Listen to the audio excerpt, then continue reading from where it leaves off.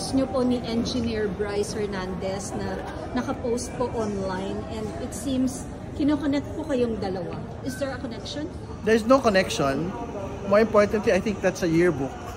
What I will say is that we were batchmates in grade school, but he was never my classmate and he was never my friend. So, medyo nakakatawa ho na inuungkat po ni Senator Jinggoy Estrada po yung mga yearbook pictures ko nung 12 years old po ako to make a connection to Bryce Hernandez. There's no connection with him.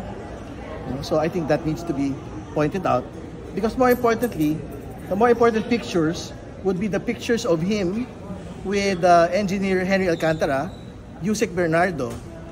Those people worked with his father in the city of Manila. Si Engineer Alcantara denied knowing Senator Jinggoy, pero he was there in the birthday party of Senator Jinggoy, and probably with Undersecretary Bernardo. These two personalities are at the epicenter of the Bulacan flood control corruption controversy. So I think that those are the pictures that are more important to be explained not by me, but by Senator Jinggoy Estrada. What do you intend to do now, sir? Well, I think the first point that needs to be made is meron siyang disclosure po nung address po ng lola ko eh.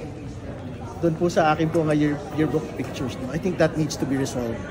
So, the DICT is here today, so I will ask kung meron ba siyang actual violation of my privacy.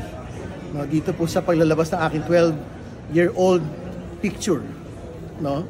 So, I will ask the ICT and the National Privacy Commission kung meron bang violation siya Senator Jinggoy. So, I think we have to go back to the real issues here.